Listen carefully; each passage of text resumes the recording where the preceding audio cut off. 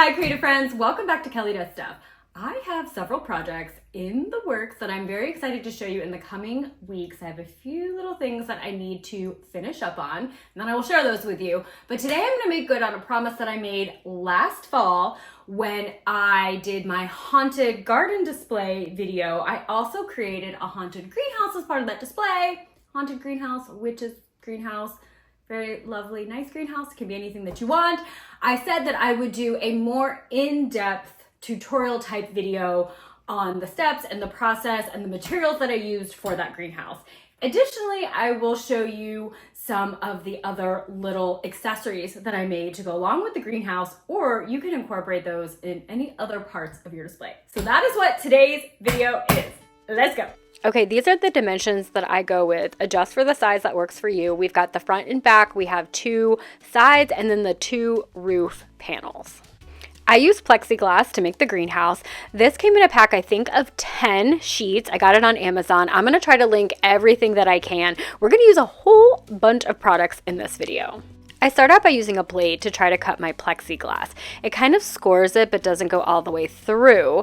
I remembered that I had some electric scissors, decided to give those a try. This worked phenomenal. However, it was a little bit hard for me to control. You'll see that some of my cuts aren't exactly straight. So I switched back to the blade, I scored the plexiglass, and it would kind of break pretty easily along the scores. In fact, it does break really easily, and you might get some breaks you don't want, like I did on one of my side panels. I decided to just go with this because we're talking about an abandoned greenhouse. This thing is about to look a mess. Another thing is check your plexiglass because a lot of them have like a protective sheet or coating on them, and removing that, of course, is going to make it easier to cut. We're going to use coffee stirrers for our wood framing, and I'm going to use hot glue because I'm impatient to attach these. This is not the cleanest looking glue option, so maybe a super glue or another type of glue might be what you want to use if you want a really clean look. Or maybe you're really good at doing clean super glue crafts. I am not. I will say, since this project, I have started using super glue a bit on some things, and it does dry pretty quickly. So if you have just a teeny bit of patience, I think you could use super glue and get a really clean look. And if a clean look is what you are after, you may want to paint these stirrers before you glue them in place. You have to be pretty precise to not get any paint on that plexiglass when we start painting these wood panels. And when it comes to the inside of your greenhouse, if you want to be able to have like an interior shot, you're going to see that natural wood color of your coffee stirrers if you don't paint them first. Right here, I'm just splitting stirrers in half lengthwise so I can get some more paneling look to the side sections of my greenhouse and the roof panels.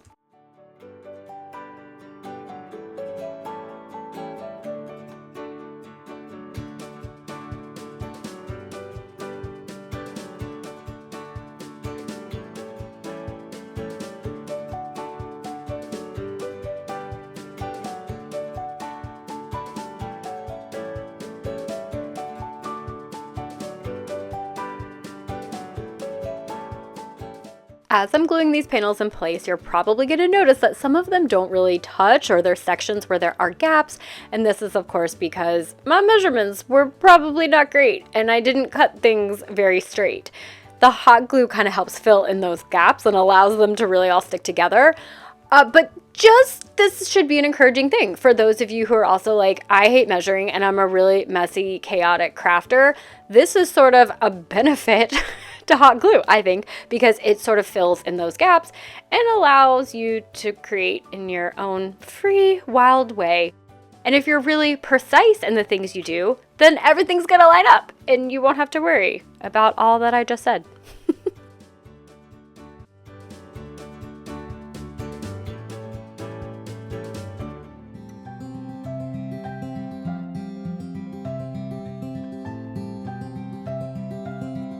If you didn't paint all of your stirrers ahead of time, you now get to decide how clean and precise you want to be when painting them. I, at first, tried to stick to just the wood, and then I remembered what type of greenhouse this was. We wanted to look dirty, and that freed me up to be my messy, chaotic painter self, because we are going to be adding some paint to the plexiglass panels for this type of greenhouse. And to get that paint on your plexiglass, you're going to want just the smallest amount of paint on your brush, similar to when you're doing a dry brushing technique. I also like to use a paintbrush that's a little bit older, where my bristles are a little bit rough, and you're sort of just scraping it on that plexiglass. And don't worry if you get too much paint on there, because it comes off very easily. You can just wipe it away with your finger or a paper towel.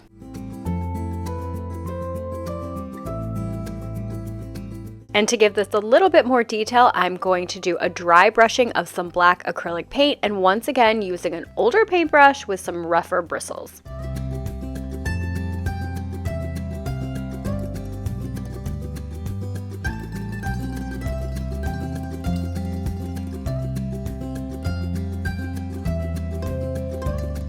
All right, next up is some greenery, or some brown greenery. I don't know, brownery. I really like this product. I will link it. I feel like it has a really realistic kind of shrubbery look to it, so I'm going to add a bit to the inside and outside of the greenhouse. And you can add this anywhere you want. At first, I tried to be fancy and attach it with tacky glue so you don't see the hot glue as much, and that was just too much. You really had to kind of hold it down in place. So for me, hot glue was the way to go once again.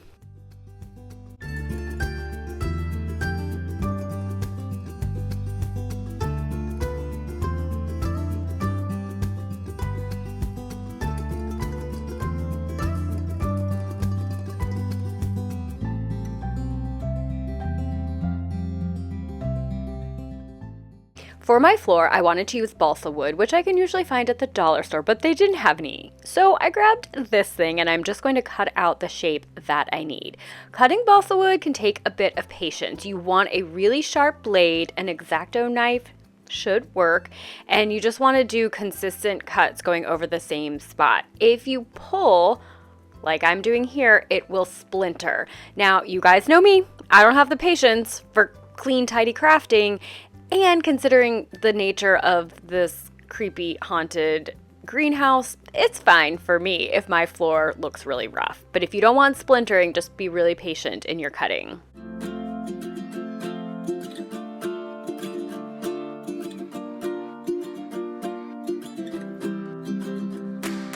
A great way to add a dirt-like look to your projects is to scoop up the fallen moss bits from your moss bowl. If you don't have a moss bowl, I highly recommend you start one.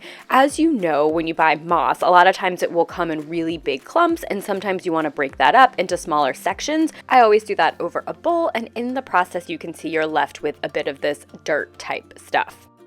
I am not going to attach my greenhouse to the floor because we're going to be putting things inside of the greenhouse, and that's going to be really difficult to do if the whole thing is all closed up. So we're going to set this to the side and start working on some other elements. First up, we got to make some plants. We're going to start off with these mini wooden bowls that you can get at the dollhouse section of Michael's. We're going to make a couple different pots and planters. For the first one, I'm going to glue 2 of these bowls together, and then I'm going to cover an air dry clay because I want this to have a bit of a pottery look to it.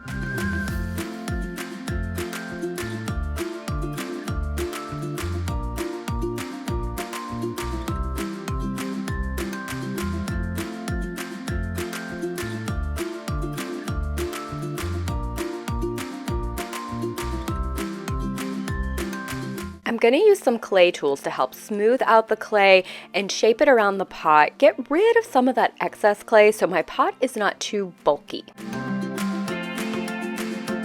It's also helpful to have a wet paper towel close by. You can apply that directly to your clay to help smooth out any seams or parts that you don't like, or you can wet your fingers and do the same thing. For the plant that's going to go in this pot, I'm going to use a bit of greenery from this grass mat that I got at Michael's, and I'm pretty sure this is available year-round. These individual tufts are really easy to pull off, and then you can further cut them to adjust how much of it that you want to use. I'm going to use a little bit of clay on the bottom here to help secure this into the pot. You could also use a glue, but the clay kind of works as an adhesive and holds that all in place. Before I paint my clay, I always like to make sure that it is completely dry and hardened, which can typically take about a day for air dry clay. For something this small, it probably will dry much faster than that. If anybody ever paints their clay when it's still wet, let me know. I'd love to know how that turns out. When that base color is completely dry, I've got that black acrylic paint again, a little bit of paint on the brush, and we're just gonna do a little dabbing, stippling, quick dry brushing to give our pot a little bit more detail. I want to add some hanging vines to this plant, so I've got this shrub product by Warm Tree, and I'm just going to use some tacky glue to attach that in place.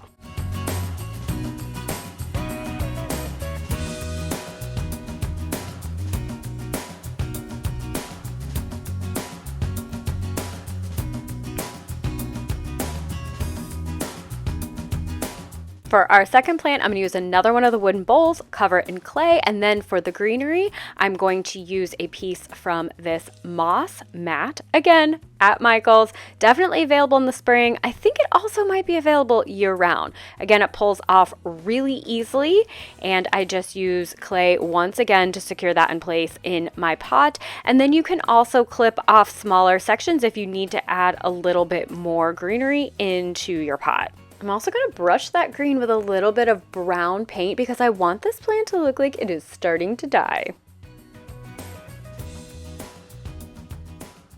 Plant number 3, I took one of those wooden bowls just as it is, gave it a dark brown paint, and here is just some moss that I'm going to hot glue in place for a truly dead plant. Poor thing.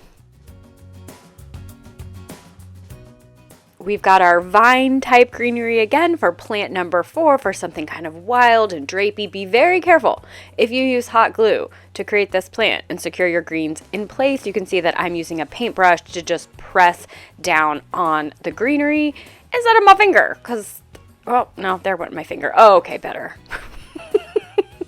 When I was creating my greenhouse for my display, I decided that it once belonged to a witch, or maybe it still does. Either way, we should definitely have some bottles filled with a variety of things.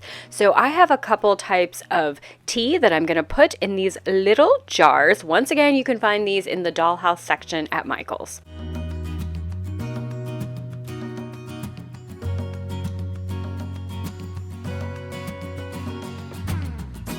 I'm also going to fill some of the jars with a couple different types of moss, and really anywhere your imagination takes you. Anything you want, if it could fit, put it in a jar.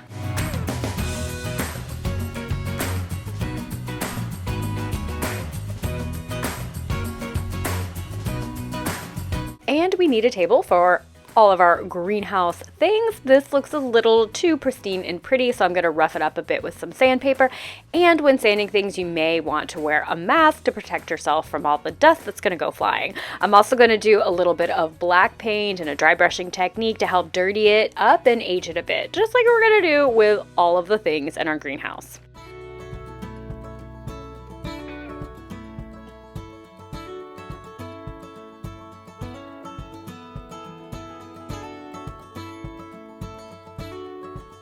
I'm also going to use this corrosion texture product to add a bit of dirt and grime look to the table.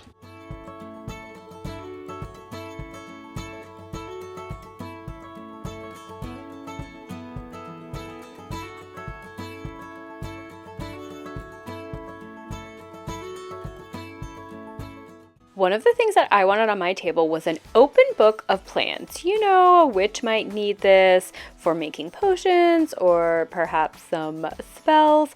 I wanted to make this out of clay because that felt like fun to me. If making a teeny tiny book does not feel fun to you, you can definitely buy one. Check out the dollhouse section or miniature sections. You could check Etsy as well for various types of little books for little tables. I'm going to start off first by making the cover. This is going to be a thinner piece of clay, and then for the inside pages, we're going to make a slightly smaller rectangle shape that is a bit thicker. I'm going to use a tool to score the center of the clay to delineate the left and right pages, and then to give it that open booked kind of arch shape to the page, I'm just going to kind of press in and up a little bit towards the middle. And I'm just going to use a blade on the sides to give it the look of individual pages.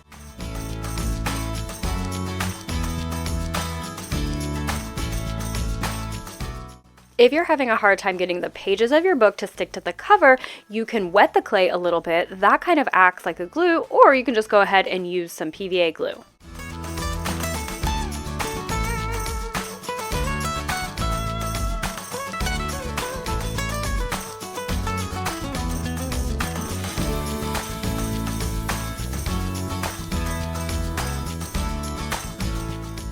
For the pages of my book, I printed out some tiny pictures of plants, and my printer was running out of ink, so this kind of looks like a whole lot of nothing. But that kind of works well with the vibe of this greenhouse.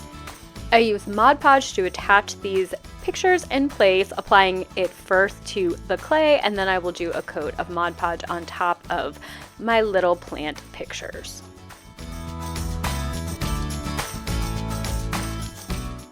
I decide to glue all of my table items to my table so that way they aren't falling over when my display is up. Like if I bump into the table, I don't want to knock all of this stuff off. We also got to add another jar of things to our table, some crystals. This is actually crushed glass. This is like a little purpley pinkish color. You can get this at Michael's. Be careful because it's glass. If you drop it on the floor, you're probably going to want to pick it up. And I want this to look like it's spilling out of my glass jar. So I'm going to put some glue on the table, attach some of my glass shards to that glue, and then put some of the glue inside of the bottle and coming out, putting those little glass shards into that glue so it looks like our crystals are mid-spill in the air onto the table.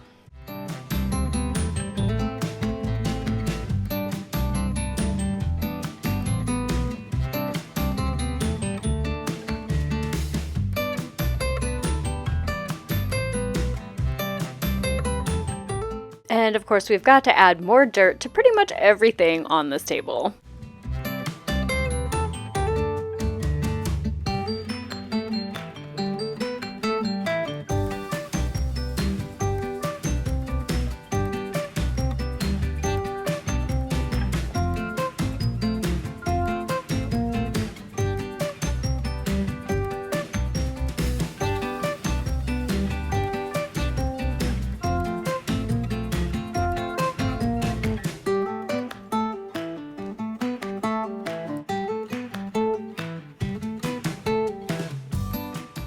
And we got to add some gardening tools, make them dirty, of course, and then hot glue them to our table.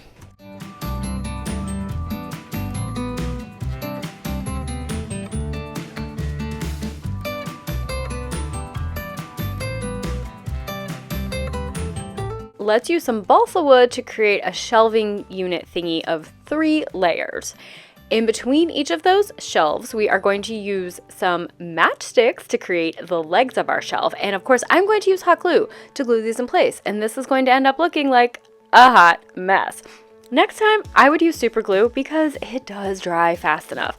Regardless of the type of glue that you use, you may want to hold those legs exactly in place while that glue is drying because they do kind of have a tendency to want to tilt a little left or right, and then your shelf is going to look really wonky.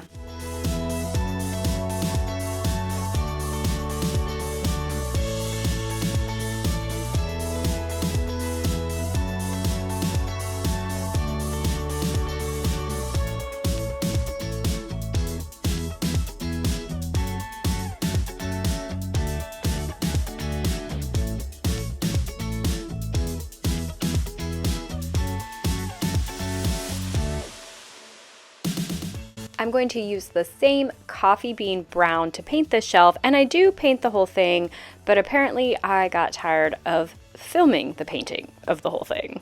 I also had purchased this thing that has a flower in there, some seeds, and some gardening tools, and I decided that I actually just want the seed packet. So I'm pulling them off. Oh look, dirtying them up, and then I'm going to attach them to my shelf. And this is just the reminder that you can buy something and not use it exactly as it comes. If you can take it apart and use pieces of it or repurpose it, go for it.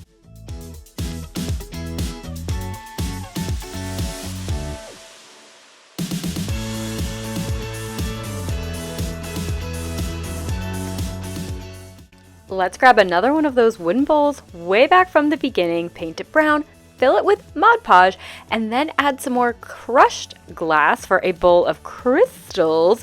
This is a clear glass.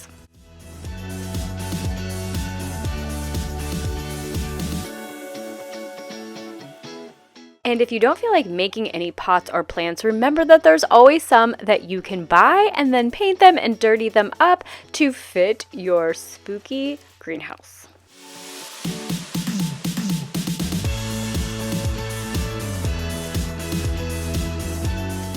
Finally, we have a skull. I mean, what kind of greenhouse would this be without random skulls on shelves?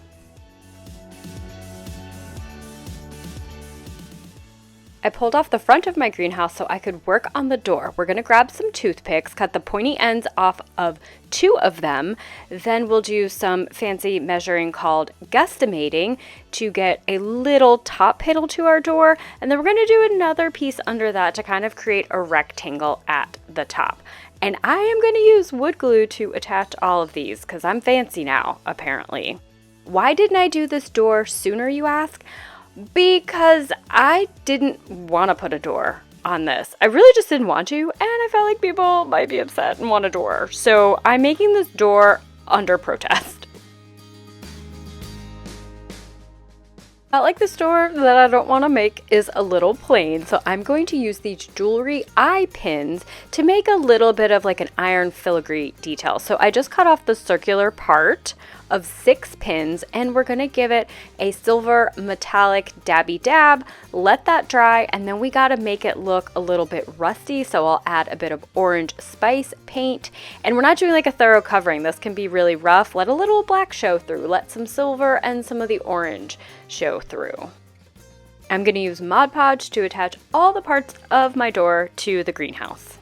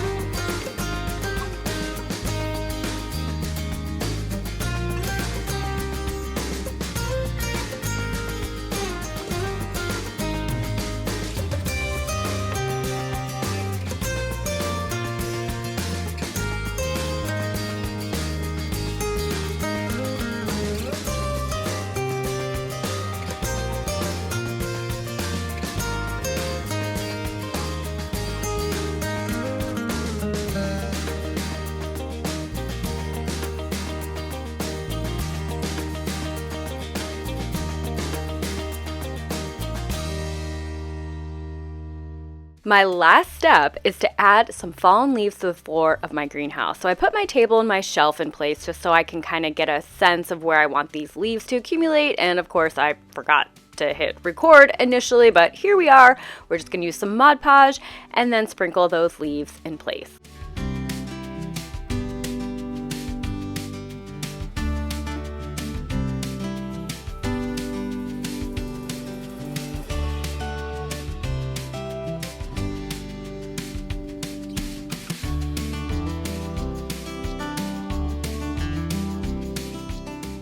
Okay, let's take a look at our completed greenhouse, and then I will show you how I set it up in my display. Now, I really like that it's very hard to see inside this greenhouse through all the dirt and the grime, but if you want a clearer view, just make sure that you make your windows a little bit cleaner as you are painting your greenhouse.